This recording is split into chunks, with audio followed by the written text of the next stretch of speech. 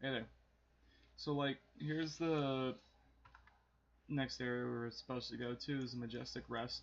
The previous areas we went to were down here near the Keswick Hills. Sorry, Keswick Peaks Hills in number 2, where we had to go down here near Fisherman's Haven, but like on the other side of the river to see the Wizard's Tower.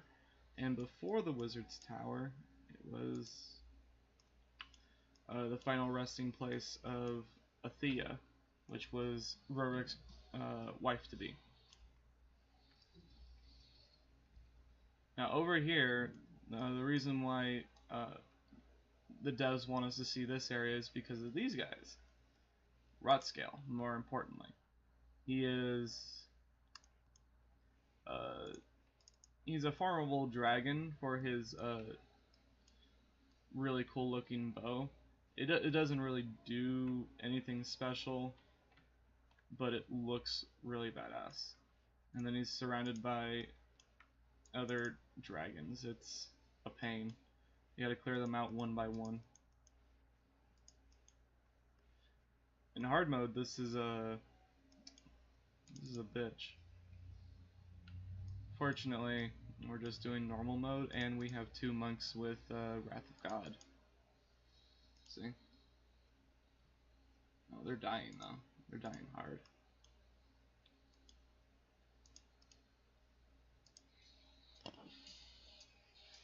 Whew.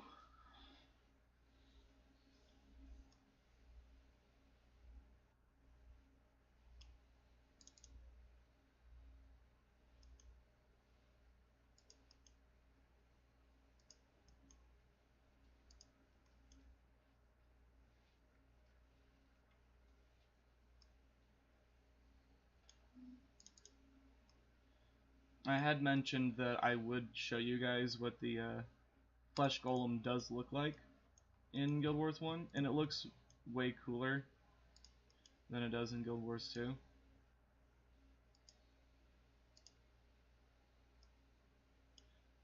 But we'll do that in the next area that we go to. I believe the next area we're going to go to is the Falls, which is located all the way down here. We got to go from Ventari's Refuge all the way down. In Guild Wars 2, this is known as Dry Top, this entire area, and like a little bit over here. You see, here's Dry Top right here.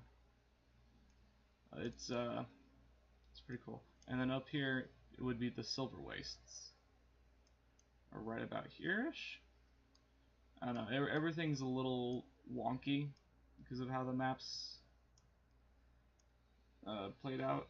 Like here's Bloodstone Fen, like, and then here's the Bloodstone over here. But in Guild Wars 2, it's more like over here, or like it explodes over here, but we still go down inside to get over here. It's quite strange. Yeah, so we wiped there, but it's fine because we can do this an infinite number of times because I got this skill. It's a racial skill, kind of, quote unquote. But in Guild Wars 2, racial skills can only be used by a specific race. That was one of the advantages of picking one race over another. For example, the Char have a skill called Hidden Pistol, which gives them an evade for a second and a half and does relatively decent damage. It's not the greatest damage, it's pretty decent, but the overall cooldown time is like 25 seconds, so it's not worth taking up a class skill in most cases. But if you were just going to play by yourself, then it's a pretty okay spell to take.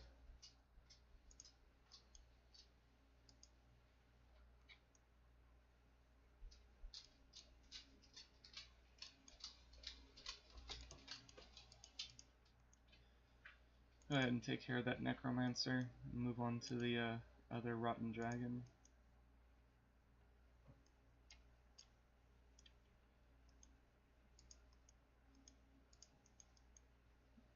Alright, and here's Rotscale. He's a Necromancer dragon, but he drops a bow for some reason.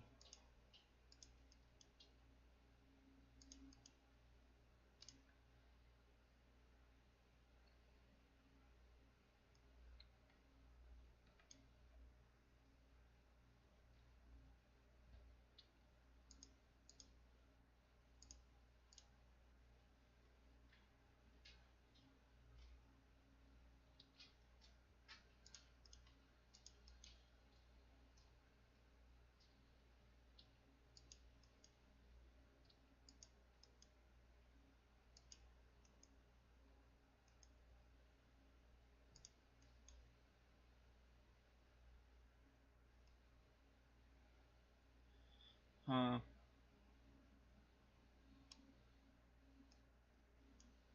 Forgot how long this fight takes even in normal mode.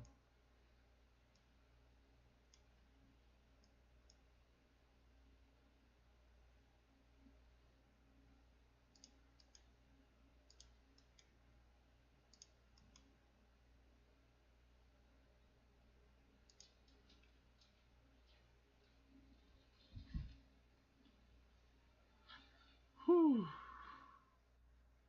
Come on, die.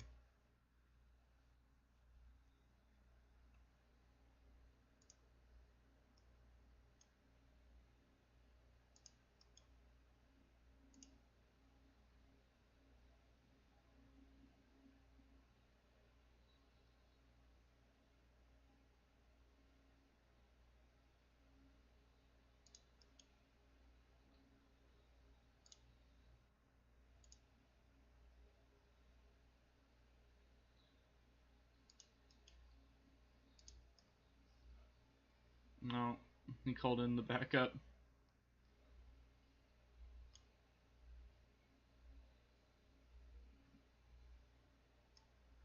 That's unfortunate.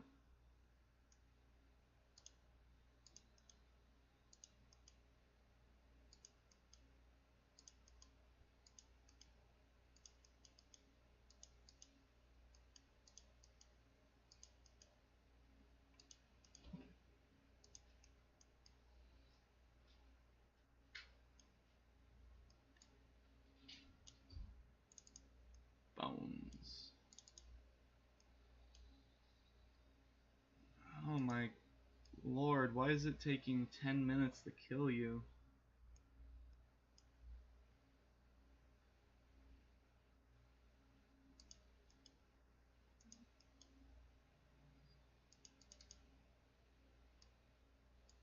Alternatively, I can just walk up to this door and unlock the next set.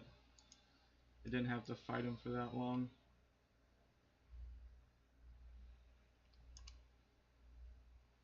Okay, so I think the quest updated. What this is it leads down into a mausoleum. Um, I don't exactly remember what's in here. I know we go down there quite a few times, not for story reason, but more for holiday reason.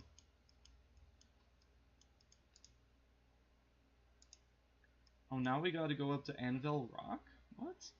Why would it take us all the way to Majesty's Rest to go back to Anvil Rock and then go back to the jungle? Whatever.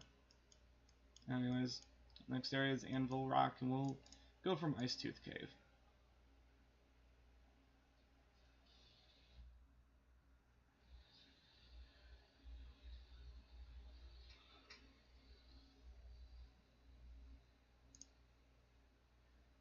Search.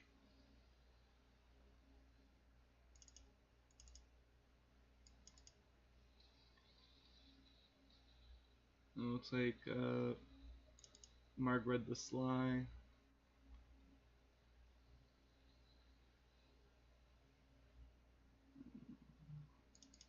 And Haida.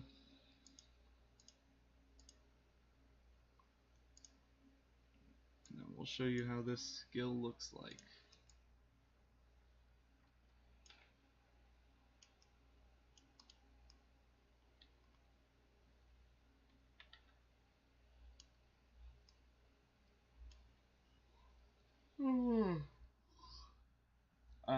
Man, I just woke up, so I'm a little tired right now.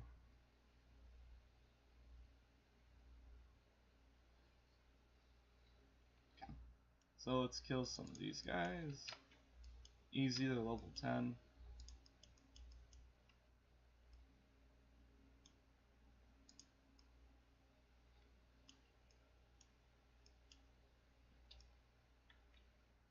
Yep, and then there's a flesh golem. Look at this guy. Looks crazy cool. And what's so great about him is that since he's a flesh golem, he has flesh which can be expunged for minions. So even if he dies, you can raise another one just out of his body, and it infinitely cycles itself.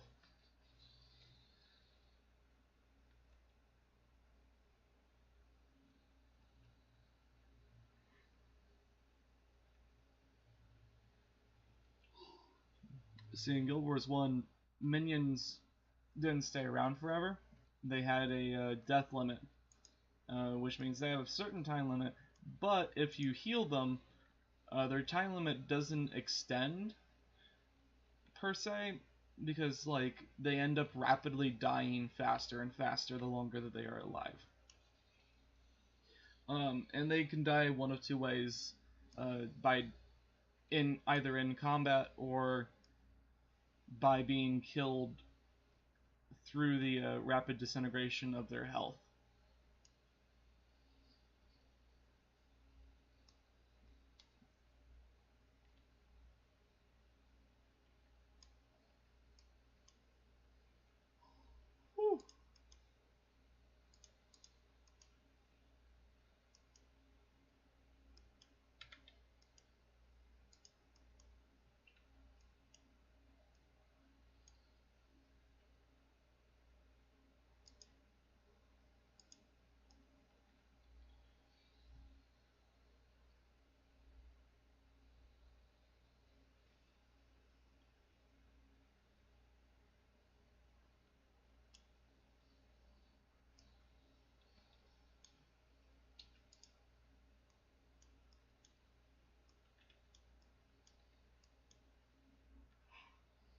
Whew.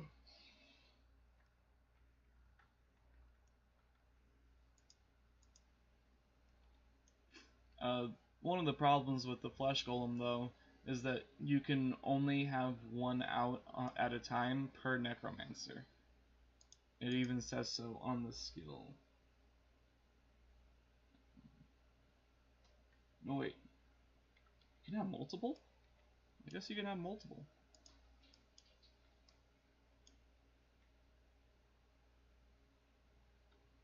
Oh no. You can only have one flesh golem out at a time. It's in the gray text. But that's a misnomer. It means only one per necromancer that has that skill unlocked.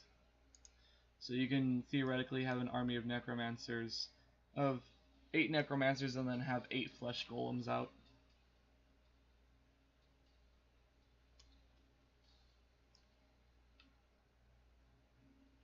Alright, here we are. This is Anvil Rock. It got its name because it looks like an anvil. I'm pretty sure there's more deeper lore to it, but I don't know because I don't like this snow area. Maybe something along the lines of like the eternal gods use this to craft their weapons of war or whatever. Or it's just a rock that looks like an anvil. I could be just insane. Ventari's Refuge is it's not an important area, but it's a very strange area of the game. We come here after finishing up Bloodstone Finn. We go to Quarry Falls, and we go from this area down through the jungle and end up in this desert area known as Ettin's Back, where Ventari's Refuge is located. And there's this centaur named Ventari.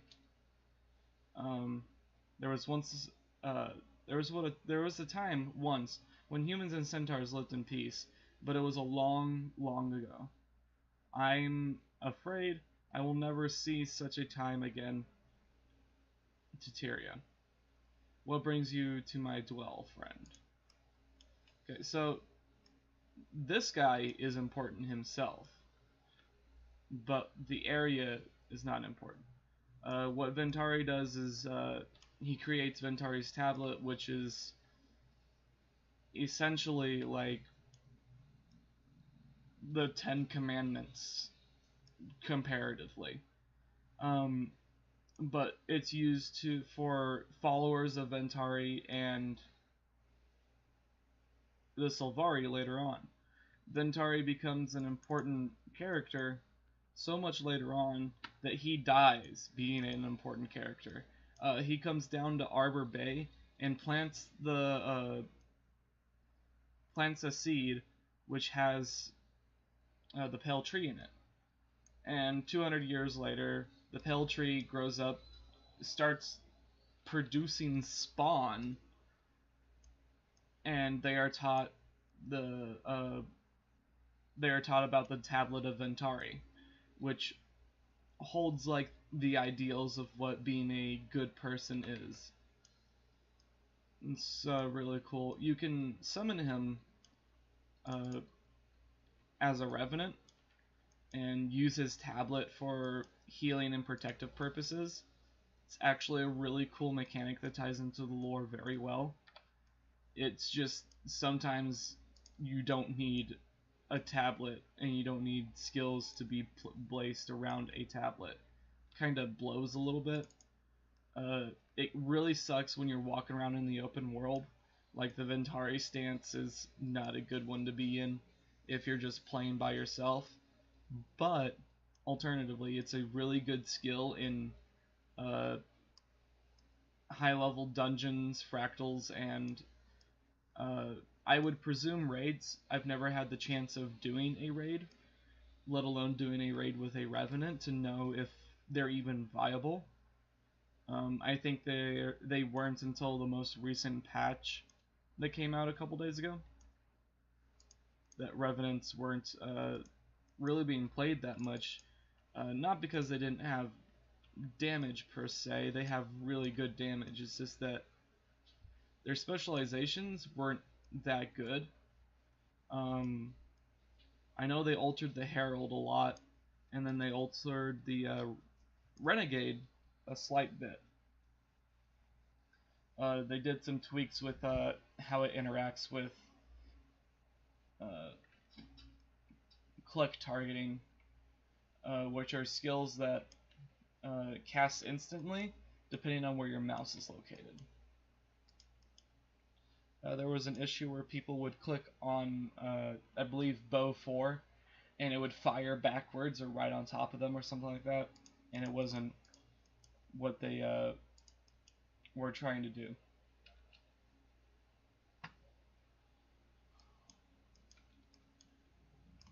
So the Falls is a really cool area in Guild Wars 1.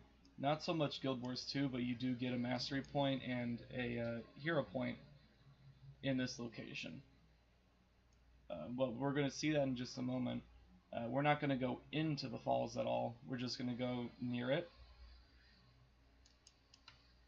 Right where the vista would be in the falls. We're going to make it all the way here. And back before the Eye of the North expansion, people would come down here for one sole purpose. And it was to kill a boss which had a weapon called the Totemax. The Totemax had a unique skin. It had unique stats that you could not replicate, from what I believe. Now, in Guild Wars 1, we have this resource called Energy, which is the blue bar underneath my health bar. Energy is used to cast spells, and it regenerates based on the type of class you're playing. If you're playing, like, let's say a warrior, you're hard locked at 20 energy and have a regeneration power of 2, which means you only get 2 energy every other second.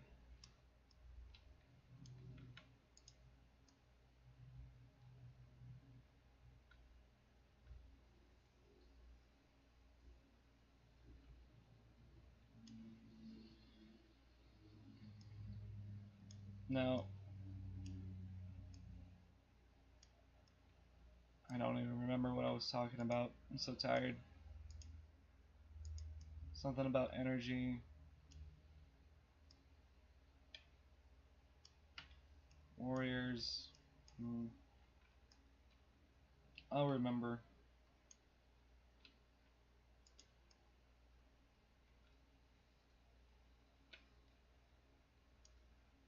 Oh yes, I remember now. Sorry about that. The Totem Axe was a special weapon in the game.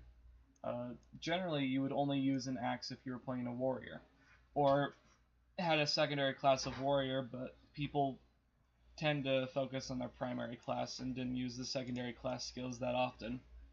In some rare cases, they did. Like, just for example, I am using an assassin secondary class called Assassin's Promise, and it says if I kill somebody within 13 seconds, everything resets, all my skills reset, and I get 17 energy.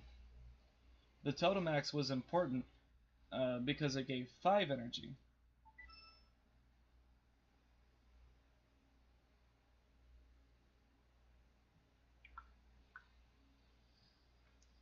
And at first glance, 5 energy may not seem like a lot, but it really was.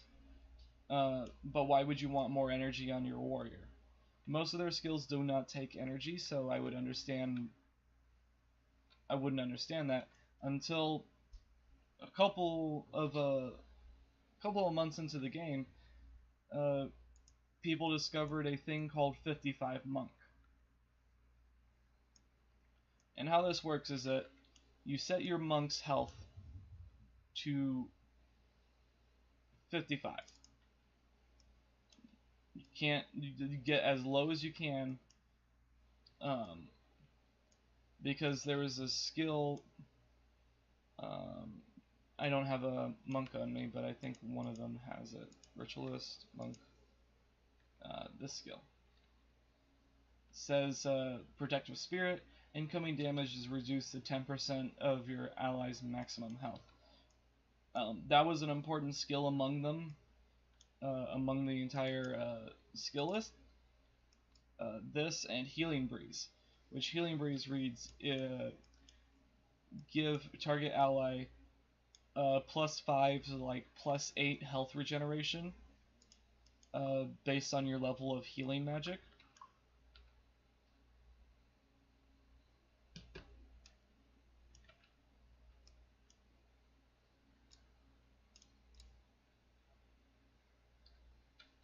And those two together with 55 Monk, like, what's 10% of 50? 5. Obviously. So, the most amount of damage anybody could do to you is 5, as long as this skill was on you. And it was on you fairly often, because it only had a 5-second recast time.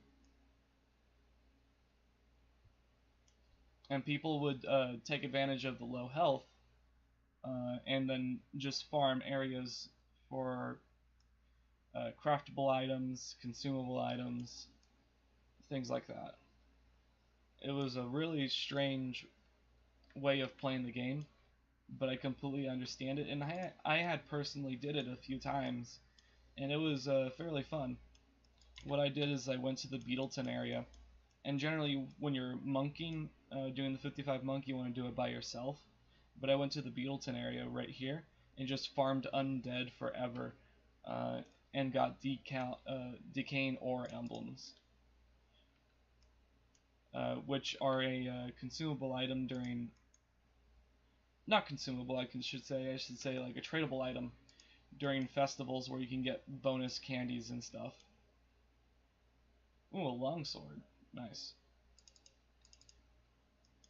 That just shows you how long somebody's been here, because rare drops like this are directly related to the number of players in the area and how often it's farmed. Me getting a rare weapon like that right off the bat just says that like nobody's been in this area for quite a while. See if I can get more.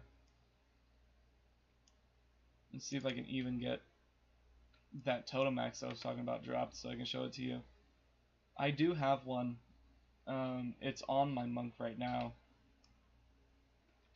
But this video isn't about the monk, it's about the areas in Tyria that you visit that are important to the game and lore.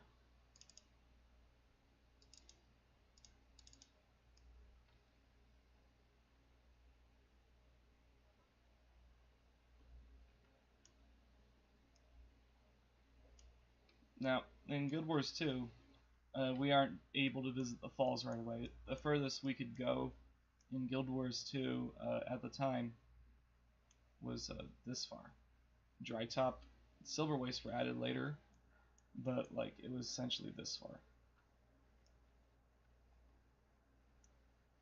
It was added later on in Heart of Thorns when we can explore this whole area and then so much more.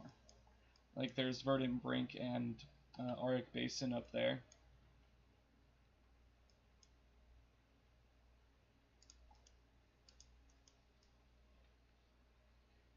Oh wait, the falls is where Auric Basin is. So yeah. I am going to show you guys the Balthazar Temple because we're going to walk right past it, which in Guild Wars 2 is a hero point. It's just a random Balthazar Temple all the way out here in the middle of nowhere.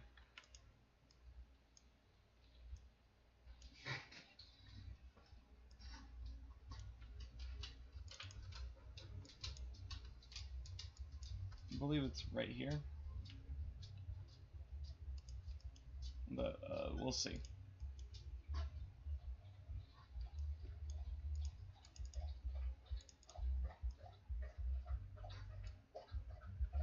Whew.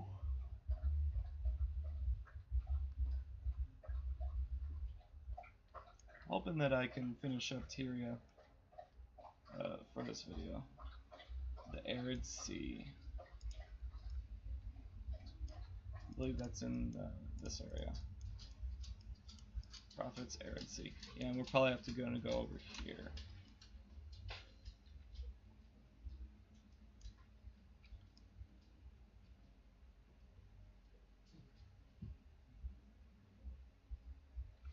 Try to skip as many mobs as we can.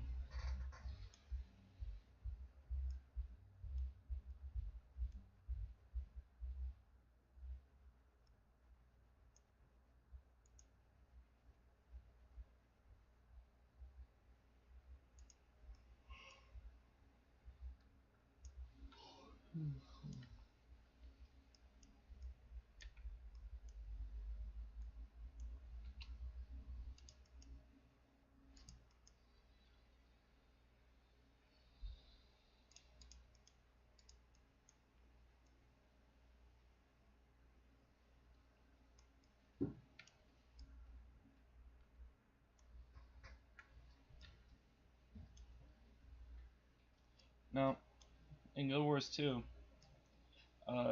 spoilers by the way, so be careful. You give it 5 seconds. Alright. So in Guild Wars 2, Path of Fire, we end up fighting the god of war known as Balthazar. I'll restate that. The human god of war. We don't know if any other races have their own god of war, but the human one is named Balthazar. He comes back, he's trying to get all of his magic so that he can go back to the mists or wherever where the gods live, and kill the other gods that betrayed him. Basically an eye for an eye deal. We end up killing him before he can kill another dragon to do that.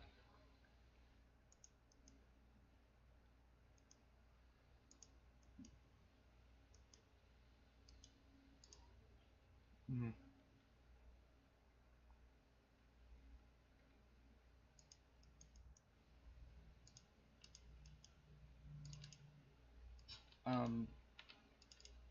And so it would explain why in Guild Wars 2, when we go to the Balthazar Temple in the falls during that time, that it would be on fire and we would have to fight a boss there. It was kind of not known during that time that we would be fighting the God of War, because like the illusion hadn't started yet. When Bloodstone Finn exploded due to the overgrowth of Mordrum magic, a being known as Lazarus, which is a Mersat, like the leader of the Mersat, I should say, I think, and he is a relatively bad guy. Oh, here's disease. Oh, it's gone now. Never mind. I cleansed it. So, like, this area should look familiar if you had played Guild Wars 2 and own the Heart of Thorns expansion. And in here's the Temple of Balthazar with the statue of Balthazar. We would commune with this statue and we would get hero points. But if we kneel at this statue in Guild Wars 1, a champion of Balthazar appears. And he's like, Balthazar is the champion of many causes. Do you dedicate your offering to him in particular? We've got 300 gold, so say yes. And if we talk to him again, and give him 100 gold, he gives us this. This is a morality boost. It's really good. Morality boosts help out a lot with energy and health management. But this is really important. Holy Blessing. I don't know why it costs 5 mana and has a 2-second fucking cast time. But for the remainder of this area, I have 25 health increase and plus 3 health regeneration. I have this buff until I die or leave the area.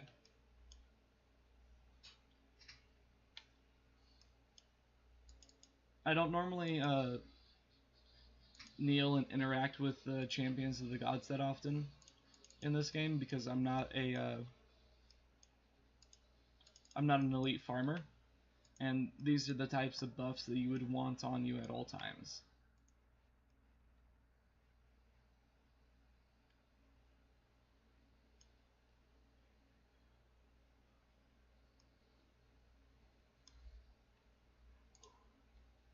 I'm going to switch him back to Aura of the Lich in just a moment, once we head back to town, of course.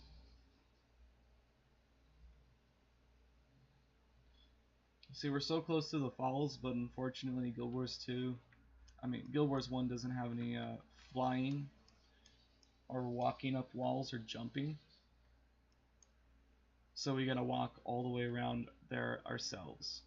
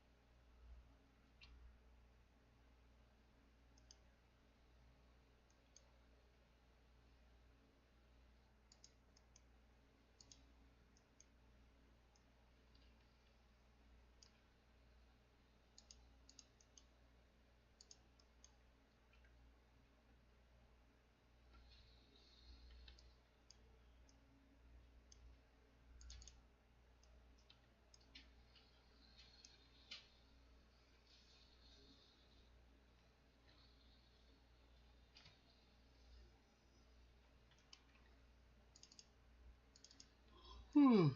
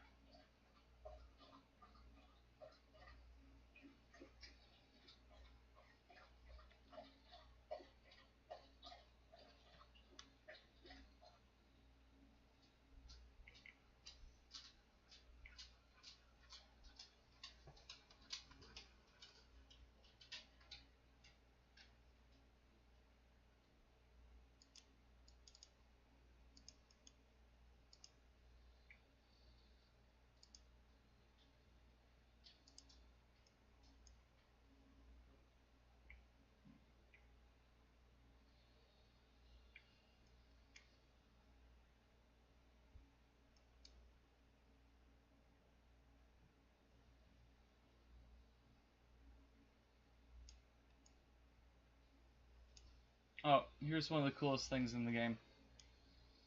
These Wind Riders, they're naturally drawn to magic. And the reason why they're located in this area, give me just a moment.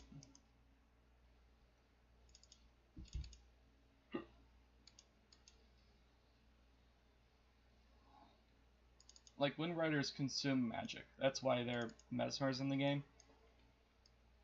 But if you step in this water, you get regenerative magical properties. It's called the Font of Maguma. It says here you gain 1 health regeneration from standing in the magical waters of the Maguma jungle. So, like, what you can do is you can write this off as being next to the Bloodstone, or you can write this off as being close to Mordremoth, which is located down here. Mordremoth is a jungle dragon in Guild Wars 2, which is introduced only during Guild Wars 2, of course. And it's really cool. So you can look at stuff like this and be like, did the devs already knew they were going to do something with dragons, or what?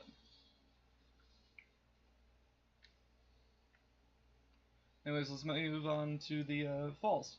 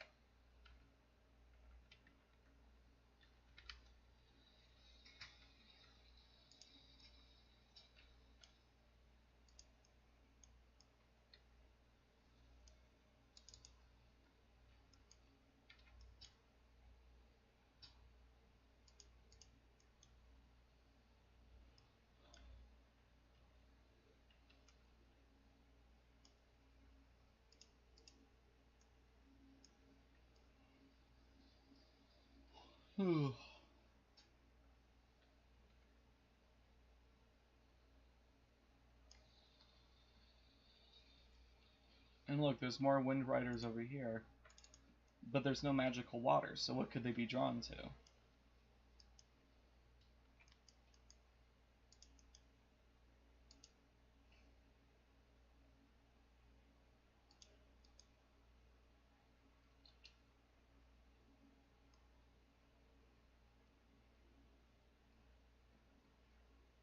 Well, they might be drawn to the magic that's just in this general area because it's so close to Morgemoth. But then again, why wouldn't we have found them down here? Because this is even closer to Morgemoth.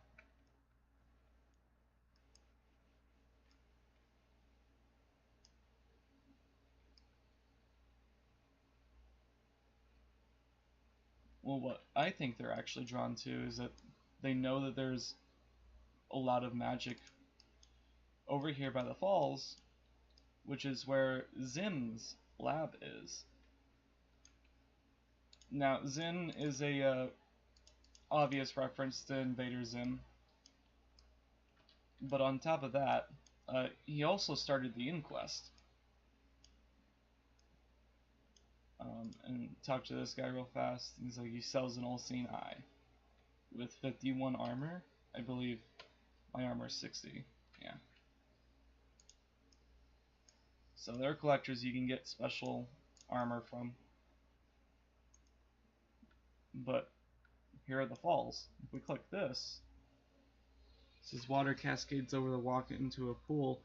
It's deep, you can't see the bottom. And that's because there is a CERN lab, not an Inquest lab, CERN lab located right here. He might become Inquest. He does become Inquest later, but it doesn't count as an Inquest lab because they're not a thing yet. Next, we're going to go all the way over here. We're going to walk through this area to get to the list of statue over here. We'll do that in the next video.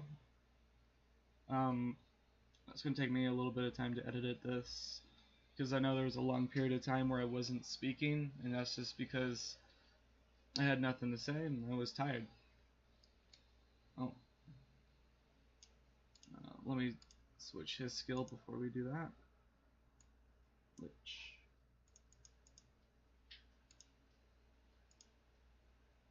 Kick, kick, search.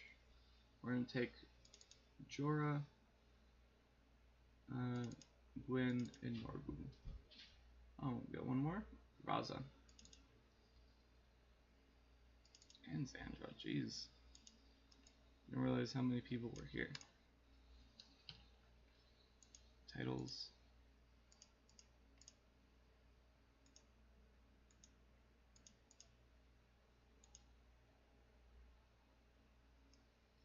Okay. Alright. Have fun. Happy hunting, guys.